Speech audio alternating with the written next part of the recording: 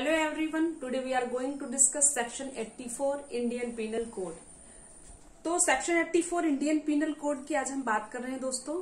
तो उसमें क्या है, act of a person of unsound mind, विकृत चित्त व्यक्ति का कार्य, ऐसे व्यक्ति का कार्य जो उस एक्ट को करते वक्त चित्त विकृति था, मीन्स कि अनसाउंड था, अनसाउंड ऑफ माइंड वाला व्यक्ति था। तो उसको कहां तक छूट दी गई है 84 में। ये जो चैप्टर हम पढ़ रहे हैं जनरल एक्सेप्शन, और आपको जैसा हमने बताया हुआ है कि जनरल एक्सेप्शन जो है वो व्यक्तियों को छूट प्रदान करता है पनिशमेंट देने से। इस जो जनरल एक्सेप्शन वाले चैप्टर में जो भी बातें रखी गई हैं, जो भी सेक्शंस दिए गए हैं, वो सब अपराध करने से छूट प्राप्त व्यक्ति यहाँ पे आ रहे हैं। तो दोस्तों यहाँ पे पागलपन की बात की जा रही है कि कोई व्यक्ति किसी ऐसे व्यक्ति का एक्ट जो कि पागलपन की स्थिति में कर रहा है, विकृत चित्तता की स्थिति में कर रहा है, अनसाउंडनेस ऑफ माइंड की स्थिति में कार्य कर रहा है, तो उसको कहां तक छूट दी गई है। तो क्या ये लीगल डिसेबिलिटी होनी चाहिए, लीगली ये विकृत चित्ता होनी चाहिए, या फिर मेडिकली, इसके बारे में भी हम आगे बात करेंगे। अभी हम देखते हैं सेक्शन 84।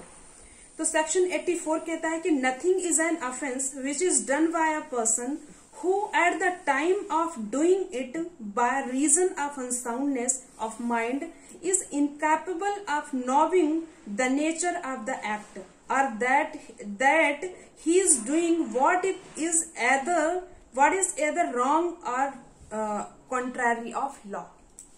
तो दोस्तों कोई बात अपराध नहीं है जो ऐसे व्यक्ति द्वारा की गई है जो उसे करते समय चित्त विकृति के कारण अपराध की प्रकृति या फिर जो कुछ भी वो कर रहा है वो दोषपूर्ण है या विधि के प्रतिकूल है, ये सब जानने में वो असमर्थ था। तो दोस्तों यहाँ पे उस व्यक्ति का कार्य को छूट प्रदान की गई है जो मैडनेस की स्थिति में, पागलपन की स्थिति में, चित्त विकृति की स्थिति में कार्य करते हुए उसे ये नहीं पता है उस एक्ट को करते वक्त कि वो क्या कर रहा है, उस एक्ट का परिणाम क्या होगा। अगर उसको उस एक्ट के बारे में नहीं पता है, उस एक्ट का परिणाम नहीं पता है, उस स्थिति में उसका माइंड चला गया है, तब उस व्यक्ति को यहाँ पे छूट मिली हुई है। तो दोस्तों 81 में हर प्रकार का पागलपन नहीं आता है, हर प्रकार की डिसेबिलिटी नहीं आ रही है, हर प्रकार का अनसाउंडनेस नहीं आ रहा है यहाँ पे।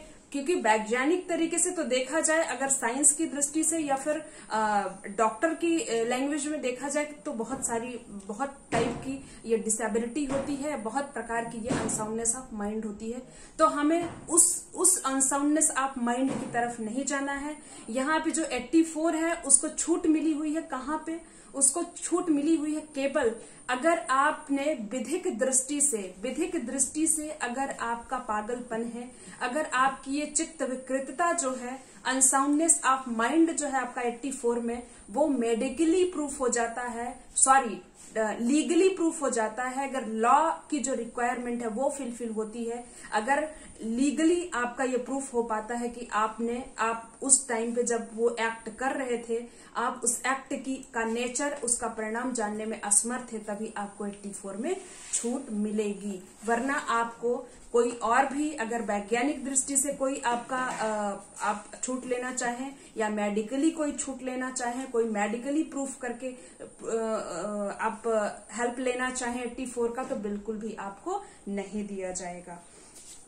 तो दोस्तों ये विकृत चित्तता जो है, अनसाउंडनेस ऑफ माइंड है जो, वो कब होनी चाहिए, कब छूट मिली हुई है, किस टाइम पे ये विकृत चित्तता होनी चाहिए, विकृत चित्तता।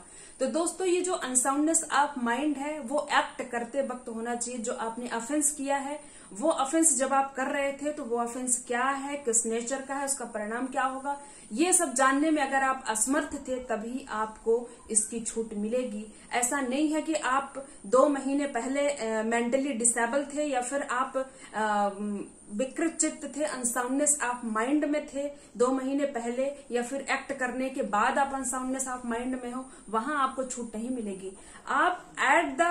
जब आप एक्ट कर रहे थे, जब आप ऑफेंस कर रहे थे, जब आपने क्राइम किया, उस टाइम पे आपका मेंटल स्टेटस क्या है, मेंटली आप फिट हैं या नहीं है, आप उस टाइम पे जो लीगल डिसेबिलिटी है वो आपको यहाँ पे प्रूफ करनी पड़ेगी कि आप उस कार्य की प्रकृति जानने में उस समय असमर्थ थे जब आपने वो कार्य किया है।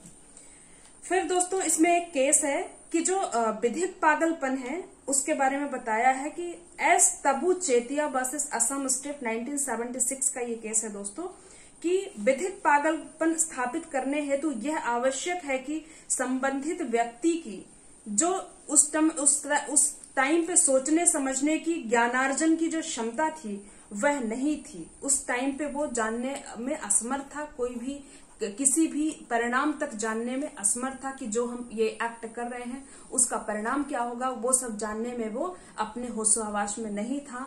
तब वो ये जो लीगल डिसेबिलिटी है, ये जो विकृतिता है, तभी उसको छूट मिलेगी। ओके फ्रेंड्स, आज हमने देख लिया 84 जो कि लीगल डिसेबिलिटी की बात करता है, कहीं ना कहीं अनसाउंडनेस ऑफ माइंड की बात करता है।